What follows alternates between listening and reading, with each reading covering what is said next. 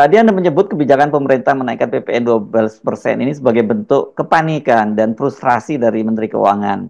Ini kan sangat berbahaya dong, Bung Rocky, kalau orang yang sedang panik dan frustrasi kemudian mengambil keputusan dan keputusan itu berupa kebijakan yang dampaknya itu akan terkena terhadap ratusan juta rakyat Indonesia. Ya, kalau kebijakan yang diambil dalam kondisi panik dan frustasi, hasilnya sih sudah bisa kita pastikan jadinya seperti apa.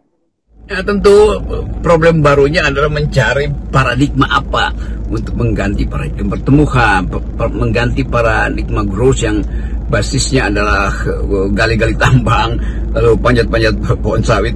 Kan semua itu punya persoalan dengan lingkungan, punya persoalan dengan kemampuan kita untuk bertanding di masa depan yang udah pasti kalah. Kan orang mulai berpikir, pesaing Indonesia apa? Ya, pesaing Indonesia adalah anak-anak muda kita yang harusnya memiliki kapasitas untuk mengembangkan ilmu-ilmu dasar seperti yang dilakukan oleh Cina berpuluh-puluh tahun lalu, yang sekarang kemudian diikuti oleh Vietnam misalnya. Kan pertandingan kita harusnya di situ. Jadi investasi pendidikan yang disebut oleh Pak Prabowo harusnya itu yang dimaksimalkan. Jadi supaya kita nggak jadi tukang assembling aja tuh, tukang jahit doang tuh. Sementara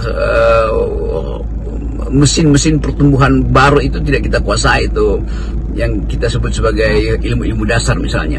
Nah, kemampuan-kemampuan ini yang hendak ditagihkan sebetulnya pada para pembuat kebijakan. Sementara kita nggak lihat ada koordinasi untuk shaping atau reshaping, membentuk kembali itu paradigma pembangunan kita.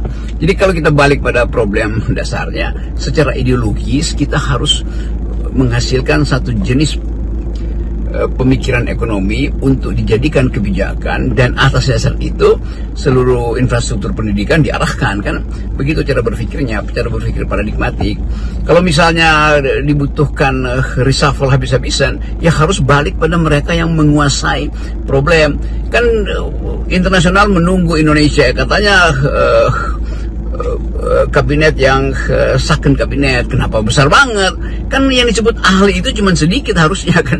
Nah, sekarang kabinetnya sebesar itu akan menimbulkan problem tuh. Jadi kegemukan sebetulnya itu tidak memungkinkan efisiensi dicapai itu. Ya. Sekali lagi kita dari awal udah kasih semacam sinyal supaya Presiden Prabowo mengevaluasi struktur kabinetnya dan mulai untuk memperhatikan bahwa paradigma itu harus menuntun kebijakan dan bukan sekedar tukar tambah kepentingan politik di antara para menteri itu. Saya kira itu poin dasar yang harus dibaca kembali. Mungkin setelah Prabowo kembali dari Inggris, saya kembali dari Mesir, ya, dan dia memang akan bertemu lagi dengan Perdana Menteri Inggris. Jadi selamat memikirkan new kind of paradigm, paradigma jenis baru untuk menuntun pertumbuhan 8% itu. Salam.